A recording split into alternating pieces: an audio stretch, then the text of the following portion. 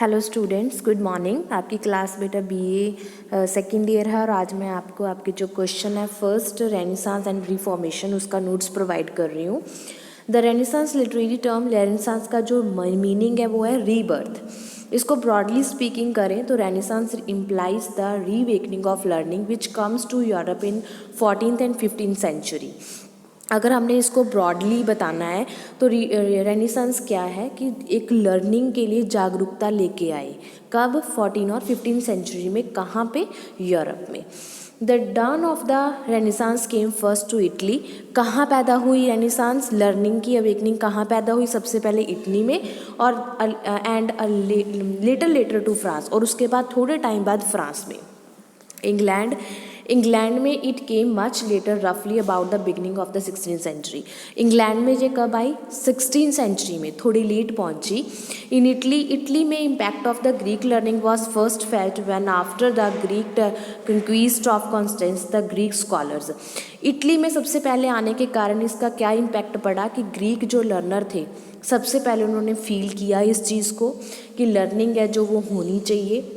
जब टर्किश ने उनको जीत लिया था, ग्रीक स्कॉलर्स को, Ferdinand took refugee in Italy carrying with them, और उनको रेफ्यूजी बना के रखा गया था इटली में। A vast treasure of ancient Greek literature in manuscript, और जो ग्रीक लिटरेचर था मैन्यूस्क्रिप्ट मतलब हाथों से लिखा हुआ जो था वो सारा उनके वहाँ पहुँच गया। The study of this literature fired the soil and imagination of Italy, और ये स्टडी थी जो लिटरेचर की, इसने क्या किया? इटली की जो इमेजिनेशन थी, सोल थी, वो सारी ख़त्म कर दी of that time, and create a new kind of intellectual and aesthetic culture, और एक नया कल्चर पैदा हुआ जो ग्रीक लिटरेचर वाले लेके आए थे। Quite different from that of the middle edges, जो कि मिडल एजेस से थोड़ा अलग था। The light of renaissance came very slowly. Renaissance की लाइट थी धीरे धीरे बढ़ने लगी। टू इंग्लैंड में because of its insecure nature, क्योंकि वहाँ की जो नेचर थी वो थोड़ी अलग थी। The flowering of Renaissance in England came it only in the 16th century. England में ये जो रेनेसांस था वो 16th सेंचुरी में आया था, जिसमें कुछ इम्पैक्ट इंग्लैंड पे पड़े थे। जैसे first renaissance sounded the death Niels of middle edges. Middle age में पहुंच के 16 के मिडल एज में पहुंच के रेनेसांस फ्लरिश हो गई थी। Literature became man centred rather than God centre. अब वो मैन सेंटर्ड हो गई थी, मतलब लोग खुद लिखने लगे थे, गॉड के बारे में नहीं लिखते थे, वो अब आदमियों के बारे में लिखते थे। Renaissance means a revolt against the authority of pop. Renaissance के आने से क्या हुआ? जो पॉप की अथॉरिटी थी वो ख़त्म हो गई। It gave rise to a parallel religious movement known as the Reformation. इसके साथ ही एक और चीज़ आ गई जिसको हमने क्या नाम दिया? Reformation. Renaissance rights will be titled the spiritual authority of pop. Renaissance के राइटर्स ने क्या किया? पॉप की अथॉरिटी को बिल्कुल ही ख़त्म कर दिया। उन्होंने नॉर्मल लोगों के बारे में लिखना शुरू किया। The renaissance rise the aesthetic value of literature. Renaissance है जो लिटरेचर की असली वैल्यू को सामने लेके आए। Renaissance create a literary movement known as classicism. उन्होंने एक नई लिटरेरी मूवमेंट लेके आए जिसका नाम क्लासिसिज्म था। एंड में renaissance change the concept of the universe. उसने यूनिवर्स का कंसेप्ट ही चेंज कर दिया। The other godliness gave place to this godliness. उन्होंने क्या किया?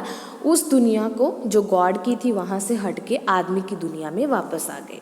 ये था रेनेसांस। अब है reformation. The most notable result of the renaissance in the sphere of religion was the revolution known as the reformation. अब रेनेसांस के आने से लोगों ने पढ़ना शुरू किया तो उन्होंने गॉड की जगह पे खुद की वैल्यू जानी, तो इसको क्या कहा गया? Reformation. The questioning spirit engendered by the Renaissance ultimately led to the repudiation of papal authority. Reformation was essentially a religious revolution. Reformation क्या थी? रिलीजियस रेवोल्यूशन थी। 16th सेंचुरी में शुरू हुई थी with the express aim of rooting out religious corruption spread by the Pope of Rome.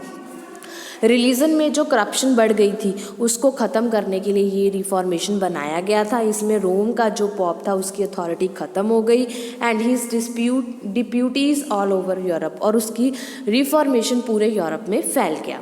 The basic aim of the movement was to tap Christianity back to the original religion of Jesus Christ and the holy वाइवल्स।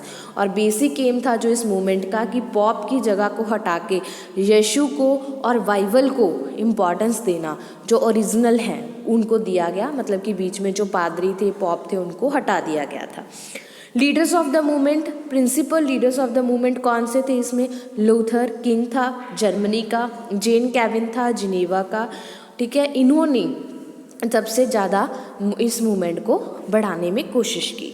Henry eighth in England में movement के आने से step taken to the political level by Henry eighth. Political level पे Henry eighth जो king था उस time पे उसने किया था। The king was declare to be the supreme head on the earth of the church of England. King ने declare कर दिया था कि इस अर्थ पे जो सुप्रीम किंग है वो पॉप नहीं है बल्कि मैं हूँ। This is how the break with church of Rome was completely England. इससे इंग्लैंड में जो चर्च की डेस्टिनेशन थी वो बिल्कुल ख़त्म हो गई। Spirit of compromise during the renaissance at the literary level of reformation England. England में जब रिफॉर्मेशन हुआ, refer to Protestantism and Catholicism, दो धड़े बन गए in which the authority of Roman church was replaced by the English church. और Roman church की जगह कौन आ गया? अब इंग्लिश चर्च आ गई थी। A clear reflection of this spirit of compromise, clear reflection था स्पिरिट ऑफ कॉम्प्रोमाइज़ का, जो हम देख सकते थे लिटरेचर के पीरियड में। Thomas More, William Shakespeare best examples हैं जो कम्बिनेशन करते हैं ह्यूमनिज्म एंड क्रिश्चियनिटी का। Marlowe, Faustus reflected a similar compromise between the humanist quest for learning. उन्होंने दिखाया कि आदमियों को पढ़ने की या जानने की कितनी इच्छा थी।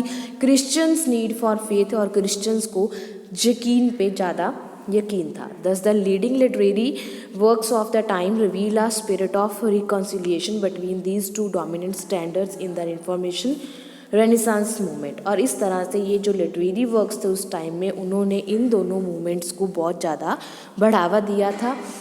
राइटर्स की वजह से ज़्यादा फ्लॉरिश हो पाए थे। ठीक है बेटा, तो उम्मीद है ये आपको समझ में आ गए होंगे। अगर कोई प्रॉब्लम लगती है तो आप मेरे को कमेंट बॉक्स में कमेंट करके कभी भी पूछ सकते हो। ओके बेटा, हैव अ नाइस डे।